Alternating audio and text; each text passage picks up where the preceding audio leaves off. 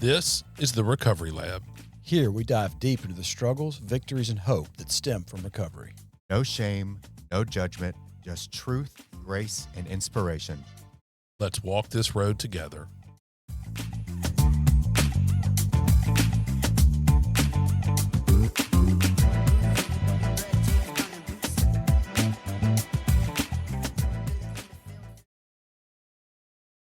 Hey guys, welcome back. We are back. What's up? Hey. It's been so long. This is episode 132. I am Brynn Knox. I'm David Sugg. And I'm Daniel Anderson. Y'all, we took a break. We took a break over those holidays, and it Yeah. was fantastic. How was y'all's? I needed it. I mean, we had a lot of family time, a lot on the road, buying gifts, forgetting gifts. It's our anniversary too is right at December 27th. So I mean, like a lot of stuff going on. I needed to take a little time, but it was good. How about you, Daniel? It was actually really great. Had a lot of downtime, got to go to a lot of meetings, and all in all, it was a positive experience. Yeah. David, where all did you travel? I had a 50K race in North Georgia that we went up to right at the very, very beginning of December. Did you say 50K? 50K. I Is know. wild. It was insane. And to make matters worse, I got lost and did like an extra 4 miles.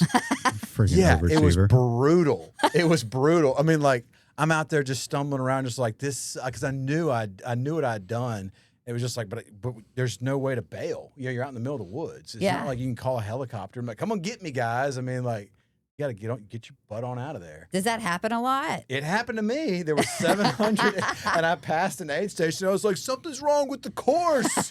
People are getting lost out here, and they're like, you're the only one, buddy. Yeah. So, No, surprisingly, so one of my other clients, Matt Clem, you were on his podcast. I mean, that's a thing. It's like a getting thing. lost on the trail, like it's. yeah. I would be doomed if I were to go out there, but somehow you guys make it back. So It was kudos to supposed to you. be 31 miles. It turned into like 34 and a half for me. Wow. Yeah. But it was a lot of fun. It was a big accomplishment. I've been training for it for a while. I was excited about doing it. And then we did another race in Meridian just a couple weeks ago. It was the first one of the year. It was the Scorpion at Bonita Lakes. A couple of AA buddies of mine went up there and did that, and that was a lot of fun. Ocean Springs for Christmas. That's where Rachel's folks are down there. So yeah, I got out of town a good bit. And this mild winter has just offered a lot of like outdoor time that we normally don't get. Yeah. Right. Yeah. What about you, Brynn? Let me think. What did I do? I know you're wrapping some presents. I did wrap a lot of presents. Santa came, and we also traveled. We went to South Carolina to see Gage's family, Oh, sweet. and that was fun. And I just love going up there. I'm kind of like constantly in prayer of like, hey, God, where are we going to end up? And I always wonder like if it's going to be up there, like with family and stuff. And I just really like it up there. It's We're really going beautiful. again this weekend, so I'm excited. Heck yeah. Brynn, you were honored at the First Responders Yes, Toy she Drive, was. Ruth Ann Rigsby thing. Super glad that I got to go and see that, and your speech or just the talk you gave, just the brief, it was really touching. It was really, really, really Thank beautiful. you. Yeah, it was amazing. It was cool to see you. That was cool. I Yeah. hope that all of like the RAs and all the counselors at the treatment center watched it. Because look at me go. No, Yeah. like they're probably like, no way. Dude, Yeah. you have this way of like being very, very serious, but at the same time, like kind of capturing the audience with humor also. Yeah. You got this weird, like unique gift that a lot of people just don't have, dude. You know what's funny is my best friend Nicole, she says that anytime I talk, it's almost like watching Forrest Gump. Like you cry a little bit, you laugh. What did I just experience? I loved it, but what did I just experience? Yeah. No, it was cool. The coolest part of that whole experience, and I told Ruth Ann this, was like getting to have my son Jax there. Yeah. And like, cause he, he's been through so much of it, and being with me, in active addiction. And then all of a sudden mom's gone for 3 years. And like, he's just had to sort of go along with it for so long, Right. and I know that he's like tucked some questions deep in there and just wasn't sure about a lot of stuff. And so for him to see me be able to like get honored with an award, like he was like really proud, Should you know, be, and yeah. then like getting to like turn it back around to like him and be like, thank you, you know, like, and thanking him. I'm telling you, like, I'll never forget it. It was the best. It was a beautiful moment. Yeah. It really was. Yeah.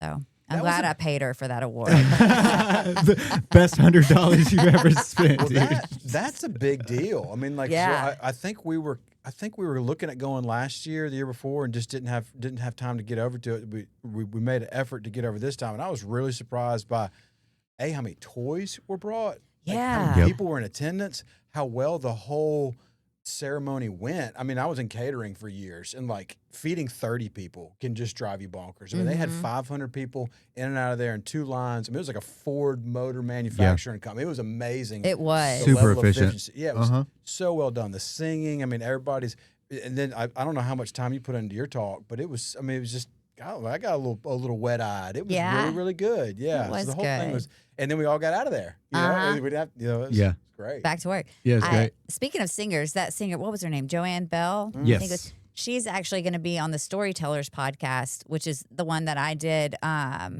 about telling my story. It's like a podcast for women to tell their stories and how God's like moved through their life and stuff. Very And cool. she's going to be the next storyteller. And Awesome.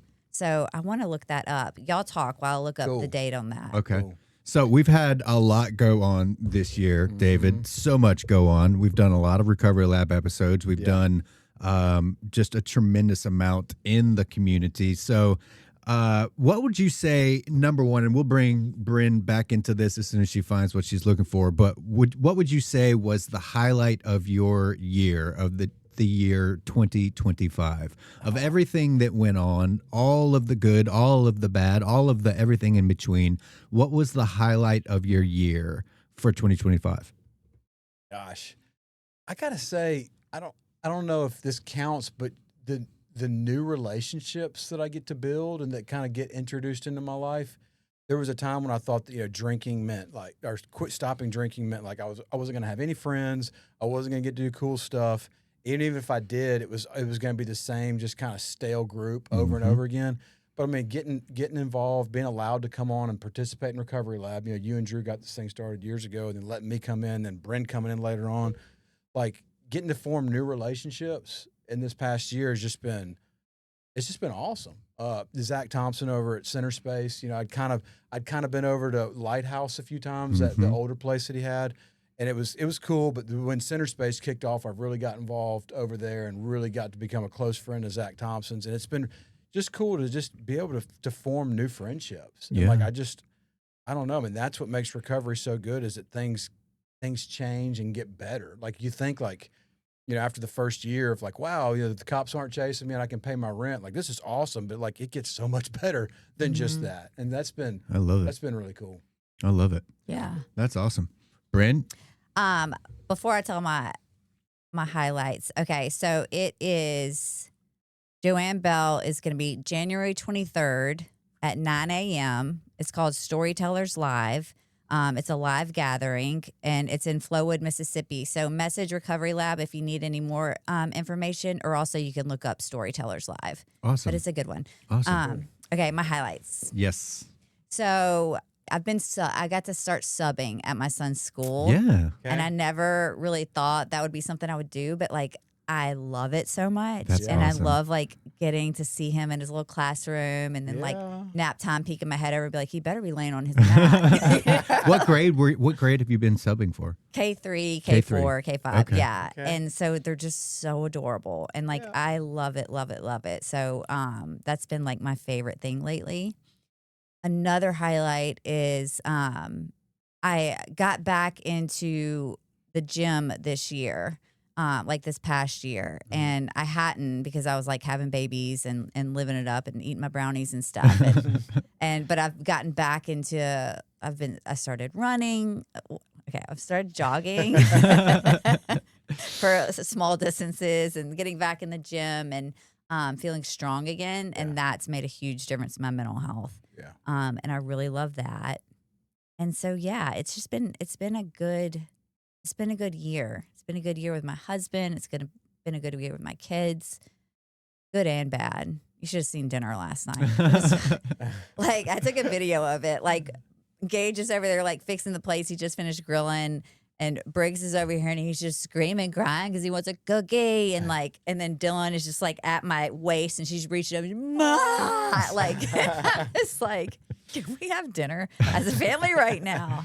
It's crazy. It's crazy, and I love all of it. That's awesome. So it's been a good year. I really have gotten involved in my home group, the Madison Ridgeland group, and like the relationships I've developed there have become like it's started to become like a family to me. That's awesome. And I didn't know if I was going to find that again after Austin, and I did this past year because I put in more into it. And so it's been 2025 was good. Yeah. That's awesome. Yeah. Yeah. Heck yeah. I could talk more about me if y'all want, but I'm like, and another highlight. All right, we'll round it off with me. So for me, the highlight of 2025 had to be what has happened in this room right here with everyone that's come in here. You know, there's something, the podcasts themselves, they're wonderful. They're absolutely incredible. And really, I've learned a tremendous amount just from what people talk about in here. But really, the highlights have been the pre-conversations and the post-conversations of the podcast. Like, there's something about, like, when you come in here, you know, it's a very quiet room. So you kind of, like, you have the ability to kind of just get centered a little bit. So that environment breeds all sorts of interesting conversations and conversations that have a tremendous amount of emotion in them. So what I found over this last year, more so than all the other years prior, was we've had tears in here. We've had people coming in here and talking with and just kind of opening up on a level that they were even surprised that they were able to, and it's been just an incredible, eye-opening, emotional experience for me personally, and I've just kind of been an onlooker with this or on this. So for me, it's really just like people coming in here. They've got heightened emotions. They're, you know, a lot of them are nervous. They've never done a podcast before. And, you know, my clients just have this way of getting stuff out of people and feeling comfortable and calm themselves, which then allows other people to kind of let their emotions, their joy, their sadness, their fear all kind of boil to the surface. And then here I am, just this little nerd over in the corner getting to, you know, witness all of this and sometimes even, you know, communicate back and forth with these people and experience some of that joy and that emotion with them. So for me, it's just, you know, number one, huge thing. I stayed sober. That's right. In the year of 2025. Yeah. So that's awesome. And just getting to experience emotions at the same time with other people really has been just, it's absolutely changed my life. And it's one more, it's a reinforcement that this is in fact what I feel like God wants me to do with my life is to help other people be heard and get their messages out, whatever those messages are. So it's been a great year. I will say this, and I'm going to take up more time than, you know, whatever. I will say this. I have this incredible feeling that 2026 is going to be insane. Do you? Insane. Yes. Audio Alchemy Productions. We just opened up a second location in Jackson. So, and it's a slightly larger studio. So we've got, and it's two spaces there. And we've got a lot of plans as far as the building that those studios are in. It's a 11,000 square foot building and much of it is vacant. So we've got, you know, all sorts of opportunities to turn that into something that's really, really great. And one of my best friends, James Wells, he purchased a 200-acre plot of land in Clinton. And they are going to be putting on, and James Wells is CrossFit Comeback. Okay. He's heavily involved there. His wife is a coach there, and they're going to do recovery retreats there. Cool. So, and CrossFit Comeback has already done 2 or 3 there, and it's just like, I went out there last weekend, and James took me around the property, and it is like the most peaceful thing. So one thing that I'm excited about is maybe a partnership from the Recovery Lab and James Wells in that property, and maybe being able to have like Recovery Lab retreats out there and go camping and fishing. He's got a 23-acre lake out there. So 2026 is going to be freaking huge, man. Brynn, do you camp? It's going to be awesome. When you said camp, I looked at Brynn, and there was not a lot of smiles. You going can stay in the guest house with James's wife. How about, and then you can bring the side by side out and hang out with us and go fishing. Yeah, Bring the kids out there, and I think you and Rachel are going to be in the fifth wheel. yeah. Dude. But it's going to be great. It's super, super exciting. That is cool. Yeah, I have man. a feeling 2026 too. I'm not sure if it's just because there's been so much stuff going on in 2025. It's just kind of been germinating, but I feel like there's going to be a lot of growth in 2026. So 100%. I'm excited about it so. too. The recovery housing thing is picked up. It's kind of hit a crescendo. That's been exciting, but also daunting. You know, we're really having to bring in a lot of help and really think about the people as the clients, what do they need and what's going to increase their success rate. I mean, it's been challenging, but I feel like we're getting to a spot where we're going to be able to start kind of systematizing some things and be able to like supply the housing and the products that we have on a much more a regular base. Just I don't know, just better delivery. What we're trying to do. There was some times where we just had a hard time kind of figuring it out. Like what are we doing? Are we trying to bring in a lot of peer support? Are we trying to bring in a lot of other speakers? Are we trying to we're trying to go cheap? Are we trying to go high? And I think we're trying to really figure a good ground.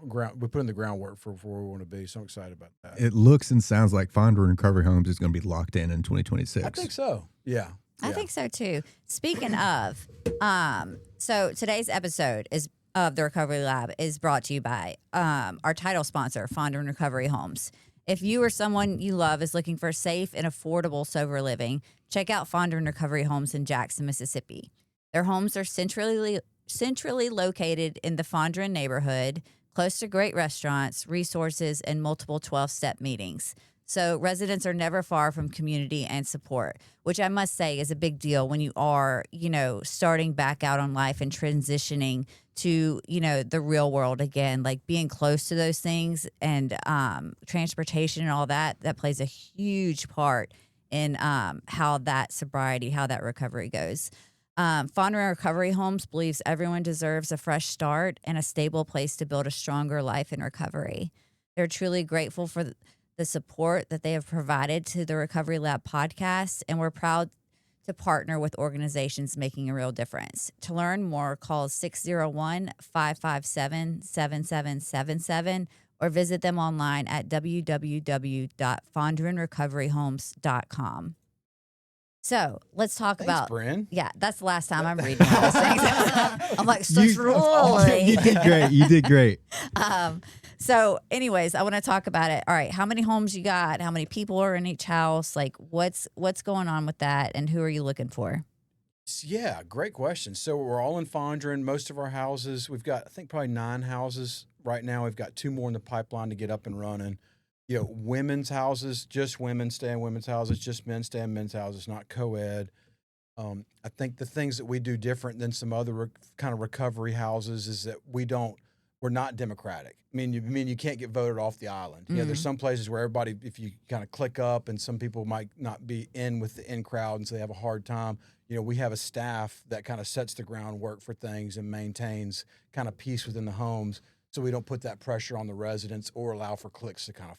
I love that. When we were 100%. seeing a need, we were getting a lot of this, like, I'm getting kicked out of such and such house. Like, well, why? Well, they just don't like me. That kind of thing. And so that's kind of what moved us into the field. So we've got men's houses and women's houses all in the Fondren area. We charge $650 a month, and I don't think that's the cheapest that you can get, and I don't think it's the highest you can get. But I think for the product that we deliver, good, safe, close to things, good community, I think it's pretty cool. For sure. Dude, Yeah. that's incredible, dude. $650 a month? Yeah, and the thing we're really trying to do is Good flexibility. God. If somebody comes out of treatment with their their suitcase, Mm-hmm. and they don't have a whole lot of stuff, they can come in day one. They don't have to set up utilities. They don't have to set up deposits. They can come. It's only and pass a drug test and come out of a treatment center. then and they want to do recovery, 12-step recovery, they're welcome. Mm-hmm. And so they can come in and they don't have to have all these other things set up. And yeah, that's so the fee that we're charging is more for flexibility than necessarily, all the add-ons. We do have a partnership with Fondren Fitness. So for $20 a month, they can sign up on our business plan and go Oh, wow. and have all. Normally that subscription might be like $60 or $70 a Yeah. month. That's awesome. And we're trying to work with Center Space right now to do the same thing because they have the sauna, cold plunge, group work. We're trying to get the same kind of program set up. I hope that's going to happen in 2026.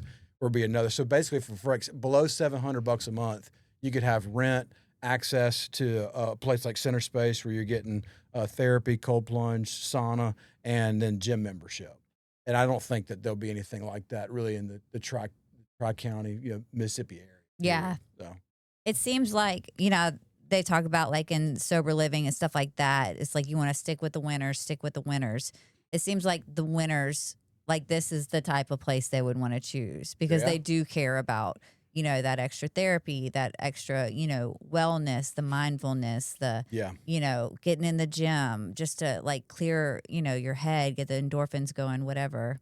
Yeah, I had a guy that we're having some issues with. He'd been with us for about 3 months, and he was kind of getting a little bit of attitude. Actually, Ruth Ann was coming to visit. She wanted to do a tour of our homes, Ruth Ann Rigby. And so we were going to the houses, like, say, hey, everybody, clean up. We're having some guests come in. We want to make sure that we put our best foot forward. And we'd asked him to do some extra work cleaning up. It was like, man, I already do enough cleaning up. It was like, well, yeah, but we got a little more to do because we have a special event coming up. And he just wasn't getting in line, wasn't participating, wasn't wanting to do it. And so the situation just kept kind of bubbling up. And finally it was like, hey, man, do you want to be here? And he said, man, I pay my rent. I do what I'm supposed to do. Like, I'm doing everything I need to do, but just because I pay my rent. And I was like, no, that's really not the point. In fact, if you don't have any rent, we can actually work with that. But what you do have to have is a good attitude and willing to participate in recovery. It doesn't seem like you have that. And so it's like, we're going to take character and people who want to stay sober over the dollar every day. Yeah. We're going to let them in and we're going to give them a shot. But it's not just a place where if you pay the rent, you can just slide by and have a bad attitude and not participate in 12 steps. Like, no, that's not it at all. So that's amazing. I love that. Yeah. I've never heard you say that before. And so like hearing that is just like, that gives me like so much faith in what you guys are doing. Yeah. And like if like parents or something like somebody is like looking for a place for, their loved ones, like I'm sure hearing stuff like that is like, okay, this is where, like, that's where I would want my loved one, is a place where it's about having a, good attitude. What are you doing for your recovery here? Instead of like, give me rent. Right. Mm-hmm. Good luck. Yeah, Yeah. you have healthy boundaries with the people that live there.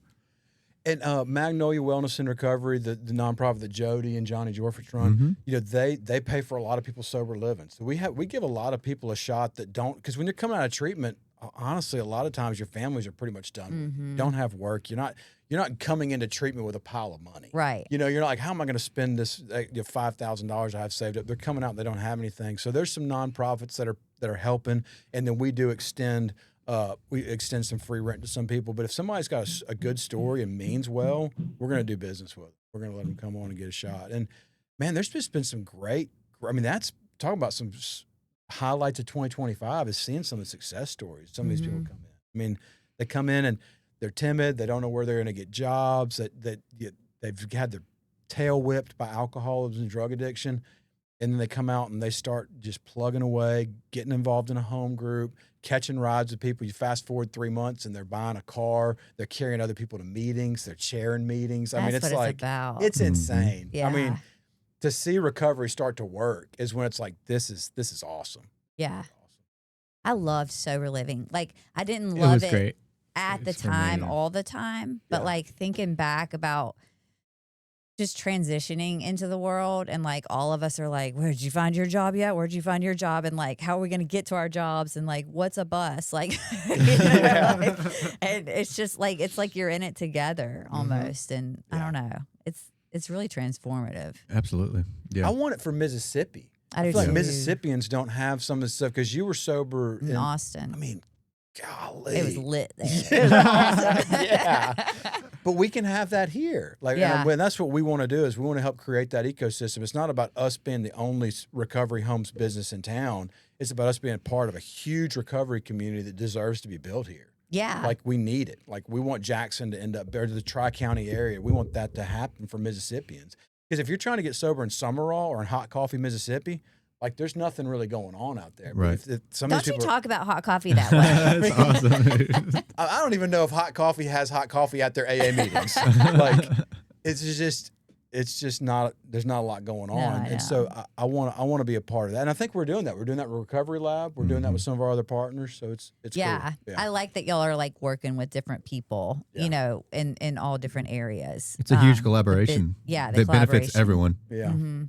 It's cool. I'm glad y'all exist because I mean, people can like look at the situation and be like, it's not really like that there. It's not really a recovery place there. But y'all are like, all right, what are we lacking? Let's make it happen. Yeah. And we need people like that, you know? I'm not one of them, so I'm just going to watch y'all. You are. You're making it happen. Well, recently we were all in the same room together a few days ago. David, tell us what we were there Oh, for. Yeah. Yeah. Thank y'all for coming. Yeah. Picked Yeah. up Sweet 16, 16 years of continuous sobriety, all locked together years, all one in a row. That was awesome. That's crazy. Yeah. That's a long time. It is a Very long time. It is a long time.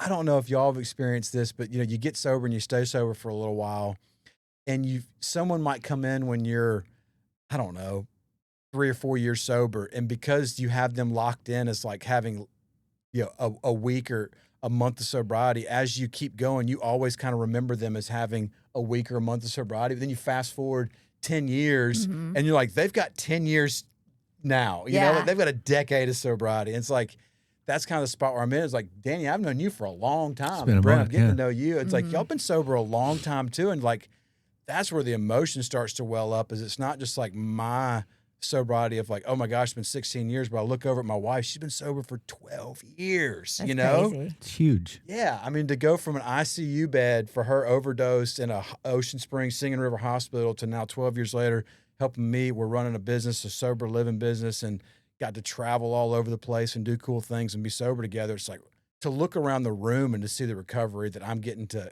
live with. Yeah. Like, that's the cool thing. Looking across and looking at Drew, I mean, like, golly, man, it was just very emotional. Yeah. So, It was cool. It was cool to be there. And yeah. It was. we were your cheering section. Y'all were a little rowdy over Yeah, there. we Had some were, Mighty man. Duck action Sorry, going dude. on over there, man. Y'all were like doing a little foot stomping and stuff every now and then. Hey, Brynn wanted to start the wave. Like she was legit. She looked at me directly and let's start the wave. And I was like, bro, I'm with it. Let's do Bring the it. wave to AA. Yeah. I know that feeling though of just like in a little like mini way. Like when I first came back to Mississippi, there was this girl that had reached out and she was struggling with drinking, and I took her to her first meeting. It was a Saturday morning women's meeting, and I remember thinking at the time like, oh, I hope she sticks with something, and I'm not sure if she will, but she might. And she just celebrated, I think, 4 years. Yeah. I know. And I was just like, look at you go, girl. Right. Like, look Yeah. at you go. This stuff works. Yeah, it really does. It's cool to watch. Absolutely. Yeah. I mean, that's 4 years. They didn't have to spend nights in jail. They probably weren't stealing money from their parents. They were able to build a happy life and to help a lot of, like 4 years of not just surviving, but 4 years of probably, I know the first 4 years of my recovery were some of the best years of my life. Yep. Yeah. And the years after that have been the best years of my life. I mean, it just keeps getting better. So to get to see that happen for other people, not just the misery and the pain of what active addiction was. Right. And not only that, but that's also 4 years of their parents not having to fear that call, at 3 o'clock in the morning or whatever. Like that's 4 years of relief for all of their family too. Like this stuff really works. And when you work it, like your life, it fundamentally changes everything. Yeah. From the center out. One of the big struggles this year is, not the big struggle, it's kind of just that always struggle is trying to work with someone when they're not done yet. You know what I mean? Yeah. Especially like when you know the family or like the friends and you know how much they're like wanting this for that person so much. And it's like you can't force it. You can't make them ready. And like, I don't know, I've just been struggling with that a little bit emotionally here lately. because I care about the family so much. And I just, it's hard. It's hard when someone's not done yet. Mhm. How have you dealt with that? Do you detach from it easily? Do you what are some ways that you? I mean, I do until it becomes family. Yeah. I mean, we've got, I don't think you mind Justin, my brother-in-law, Rachel's brother, has been in and out for a number of years. And I think he just got 3 years sober. So that's amazing. Congrats, Justin. But there was a time where we were doing the ambulance chasing, showing up where he would be in the hospital or going to holidays and he would be locked up. I mean, and it was just heartbreaking because you didn't know what to do. Yeah. It's easy for me when it's somebody else, but man, you got to let them rot. Yeah. You got to let them do the time, But when somebody you love and you care about and there's a spot for them at the table you're sitting at, Yeah. that's when it really gets to me. So I don't know. I do think that I've got some pretty good skin for being able to attach when it's not somebody I'm super involved with. Mm-hmm. But the closer they get to me, that's why they say family can't help family. Yeah. Like it just doesn't work that well. So I know when people come into the homes or when I'm working with new sponsees and they're just not ready to do it, I can pick up on it pretty quick. But I try to leave the door open, but make them kind of chase me down a little bit. Yeah. So I'm not gonna say no, you're not serious. I'm not gonna take your calls. But if they call, I'll talk to them. But I'm not gonna really pursue them. Yeah. So Yeah. What about you, Danny? I don't know. For me, I wouldn't say I've become callous. But my own experience was hitting my head against the wall over and over and over again for 20 freaking years, and so I understand and I see myself in these other people when I know that they're not done yet, or when I have that, you kind of when and sometimes you're surprised, sometimes you're not. But for me, it's just trying to make myself available as much as possible and to be the hand of the program wherever God sees fit. And I know that I can't get anyone sober, and I know that I can't get anyone drunk. So if I just kind of stay in my lane and open myself and allow myself to be of service to God, then things have a tendency to work out. But I just have to, my main thing is I have to stay out of the way, and I have to continuously ask God in and give him control of everything. So, because I'll destroy everything. So for me, it's just, trusting the process and being the best possible person that I can and help, be of service to God and to other people. Yeah. I tell you what's been hard for me. I'm not sure. It might have always been like this, but maybe I'm just more aware of it now. But the amount of people that are in my recovery world that are smoking freaking weed. Really? Yeah. I'm just like, what is going on? Like, Yeah. I mean, was this a thing? Like, I mean, even just some stalwart members of some of the clubs that I'm in, come to find out, some of them have just been on marijuana maintenance for a long time. That sucks. It does suck. And then I've got close friends that sometimes come to find out, like, oh yeah, they dabbled or they do this. It's like, I feel like trying to get into a spiritual way of life or try to talk about psychic change via the steps is like having a tea party with a kid. Like, it's like if you're on weed or you're doing something, it's like we can sit here and do the thing, but it's all fake cookies and tea, man. Like, until we stop getting a fix, and start feeling our feelings and talking about the stuff and going through the rough patches, I feel like it's all just made up. And I've just been amazed at how many people have just okay with it, because we get in this spot where it's like, well, this group's just talking about alcohol, this group's just talking about this stuff, and like I feel like there's a smaller and smaller group of people that are really concerned about or really talking about like chemical sobriety. Yeah. Like on a meta story. Like, no, chemically, I need to be sober because I abuse everything that makes my mood change. Everything. It's been really, really difficult. And now that my eye gets caught by that thing, or I kind of pick up on it, I just kind of get get turned off when I walk into a room and I'm like, oh, there's some of those in here. You know, like it's been difficult for me. And then adjacent to it, but not quite as bad, has just been the Suboxone thing. Oh. Like, I mean, I think it's saving lives. I can see how it's useful at times, but I also see how there's people that are just straight up alcoholics that are coming out of treatment that are getting on the stuff. And I'm like, why are we doing this? Right. What are our doctors thinking sometimes? Like, I don't get it. I don't get it.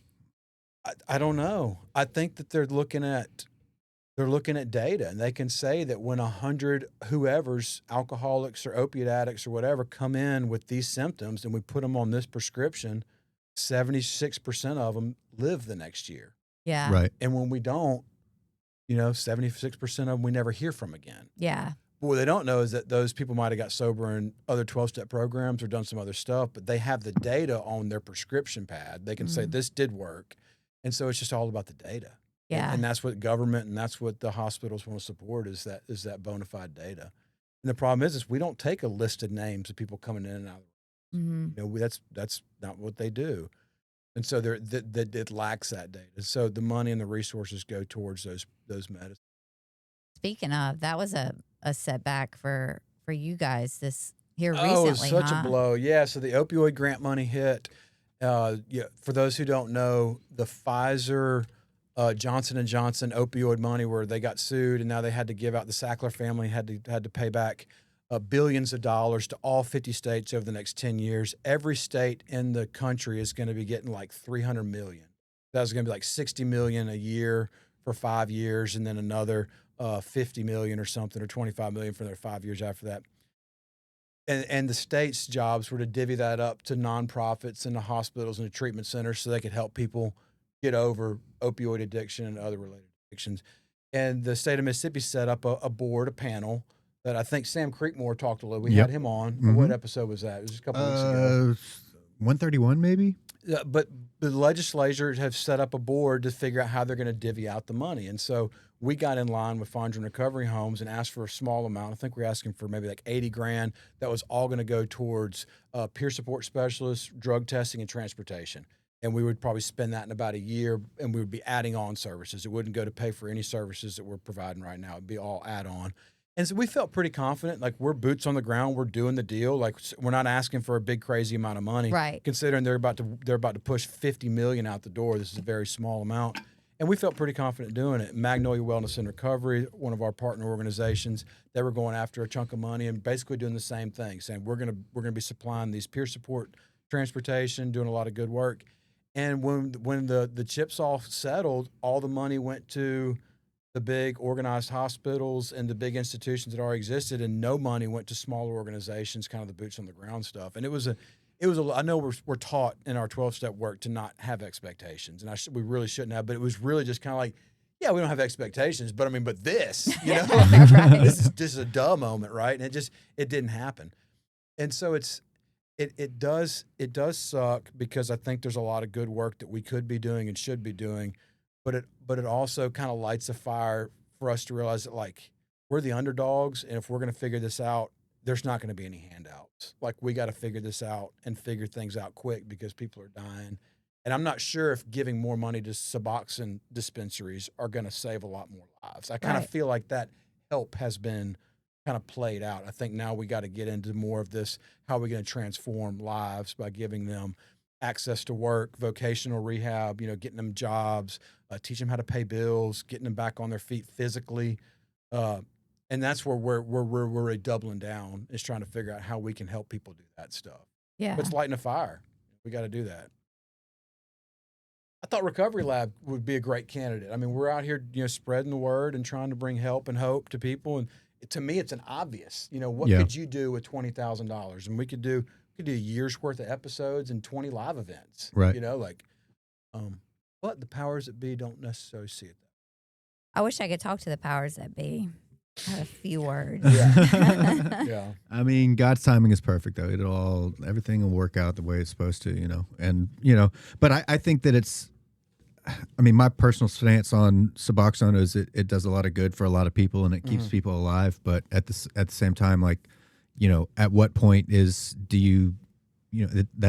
is a crutch. That is something that, at some point, in order to live a happy, healthy life, it might be a good idea to get off of all substance that are like that. So, and instead of, setting aside, 2 weeks maybe of withdrawals for a whole lifetime of freedom from bondage, the easier, softer way oftentimes is, well, just give them this medicine. And so it's a really, really tough situation that, and it is what it is. You know, we just, people like us, we got to continue to do everything in our power to, you know, help people in any way we can, and also bring awareness that that kind of stuff is helpful. But at the same time, at some point, you know, the gig's up. Yeah, but I will say, like, in my personal experience, I will never forget my detox from heroin, Mm-hmm.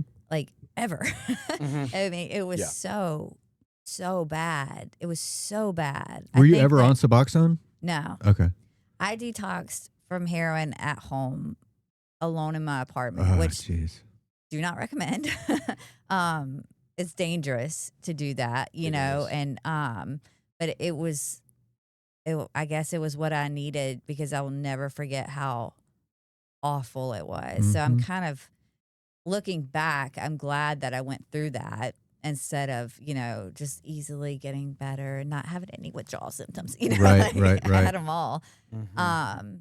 And I can be pretty close minded about those things, about Suboxone and all that. We did one episode this past year that made me think, okay, lighten up a little bit on it. It was Erin's episode, Mm-hmm. when she talked about how she, like, in her situation, it helped her, and she wasn't on it forever and all that kind of stuff, but it saved her life, and she quickly, you know, got off it. And she's one of the most active members in AA that I know. Mhm. And she, so hearing her talk about her experience with it made me less judgmental about it, but pretty much only in her case. Everything else. Yeah. Yeah. So we'll see. I don't know. Yeah. I wish that I wish you guys would have gotten that funding. I wish the small boots on the ground people Yeah. would have gotten it. I'm frustrated about that. But I like your mindset with it, of like it lighting a fire. Like, that's pretty cool. Well, you know, we've thought about going nonprofit at times, so we could go out and do raise money and partner up with other organizations that might want to support our cause. But there's always been this kind of, do we want to get into a spot where now we're trying to push somebody else's agenda? You know, what happens if we were to set up a nonprofit and they say, hey, that's great, we're happy to give you $50,000 this year, but we really want to make sure that 80% of your clients are on Suboxone. You know, if that were to happen, and they say, well, I don't know, we don't want to put people on. We want to get them transportation to and from work, and give them work clothes, and give them a food stamp card or whatever the first month of sobriety, and introduce them to 12-step meetings. That's what we want to do. We don't want to put people on medicine. And so it's like, that's been kind of a tricky part of, like, we get to kind of be true to what we're true about, and not adopt somebody else's kind of mission, because a lot of people are just, that's how the money comes out. It's like, oh, if you're willing to do this, you know, push this agenda, then we'll give you the money. And we're very cautious to do that. Yeah. Because we want people to figure out on their own, like, what they need and what they can kind of, you know, get a sponsor, start going to meetings, get participating in life. And then, I mean, God's going to do something with you. Yeah. And not have me like, oh, you're going to, because I mean, getting on Suboxone is real easy. Getting off of it's real hard. Right. Yeah. It's real hard. There are some off ramps, but it's not widely talked about because they don't make money on it. And that's not part of the agenda. So, Right. So yeah, we were hopeful, but you know, it didn't happen. That's all right. It's all right. You know what I just thought about? Thinking back to something you said a few minutes ago about, about everyone smoking weed and stuff like that.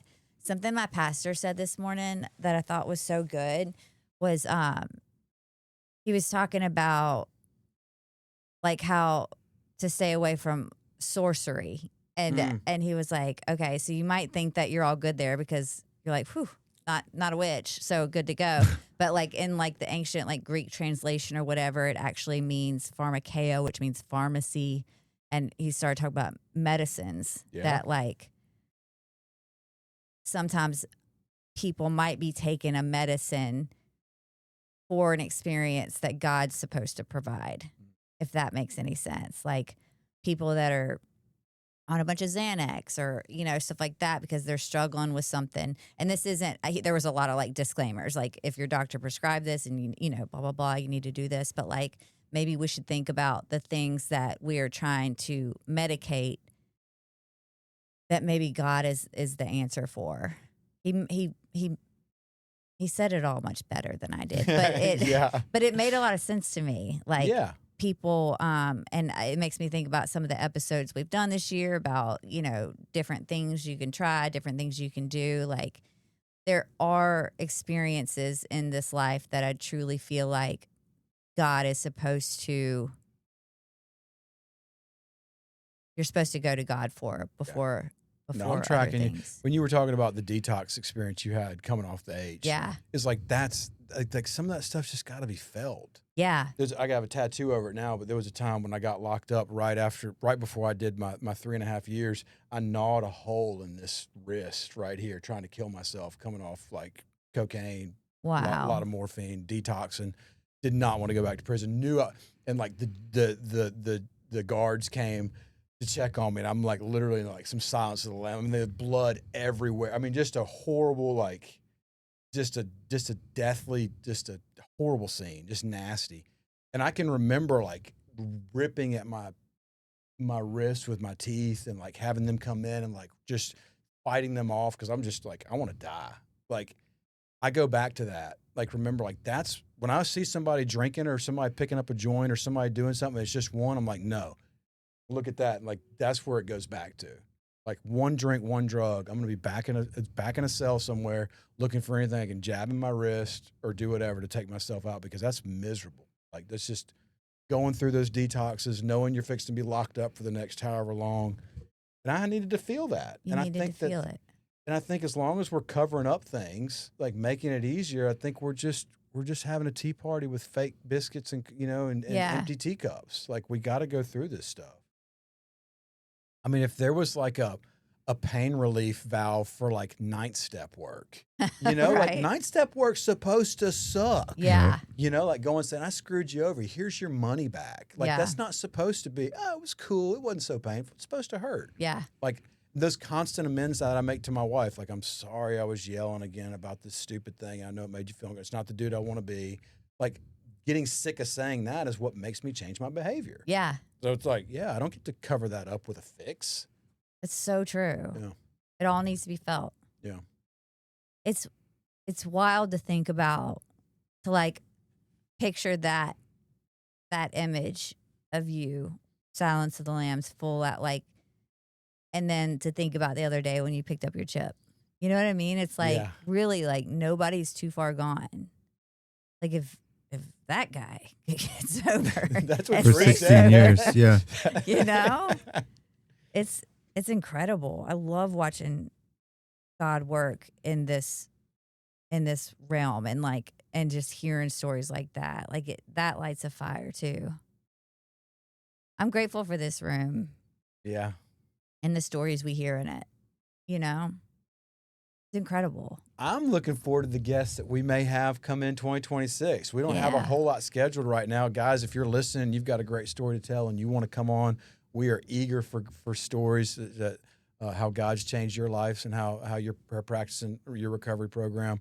If you're a professional that helps people get sober and stay sober and want to come on and talk about what you're doing, reach out to us. I'm looking forward to having more of these great conversations with people. I mean, because it's really fun. We've had some interesting ones. And not only that, like, if you just, like, you don't have to have, like, we want to talk with anybody that's passionate about things that are involved with the recovery world. Like, we had somebody that we kind of felt iffy about, with the what's the ketamine treatment. Like, we all were kind of like, but we also talked to them. We're going to have a conversation with these people. So if you're passionate about something, reach out to us because we want to have these conversations. Our ultimate goal is to, help the people that are in sobriety and to help those that love the people that are in sobriety. So, we're here to be of service to you guys. And if there's anything that you want to bring up or want us to talk about, also, you can shoot us an email. You can visit us at thisisrecoverylab.com, I believe, or wearerecoverylab.com.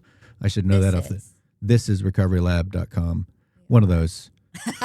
Just search all of those and Cut that. and maybe, or you can just, you can shoot me a text at 601-672-6591 or call me anytime. And we'll get you hooked up. And if you're needing, some help, with sober living, again, Fondren Recovery Homes, they are here to help. And again, we're super grateful for them for supporting the Recovery Lab and being our title sponsor today. Yeah, bro, go ahead, Brynn. Before we go, I want to do one quick thing. I want everyone to share their big, bold prayer for 2026. Like, not just like a little like, oh God, if you could just heal me. No, like a big, like bold prayer.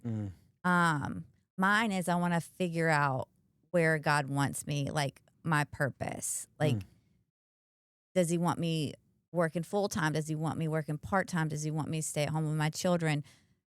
Where does he want me? And in my work life, in my employment life. And so my big bold prayer this year is for him to show me where he needs me, because I'm ready to do his will and do his work. I just need to figure out where. My big bold prayer is to get rid of distractions, things that I really want to take Recovery Lab.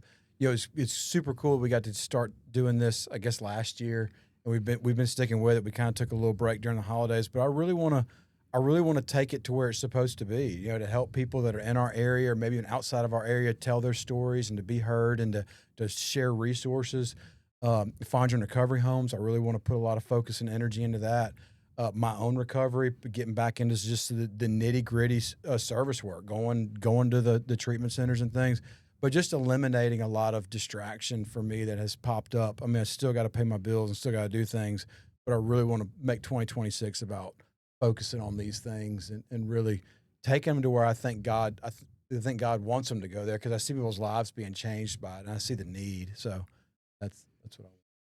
For me, I guess it would be opening up 5 new podcast studios, and opening up the door for people that really don't have a voice right now, but have a passion to be able to be heard and to be able to be seen and understood. And so that's my number one thing, aside from just a daily.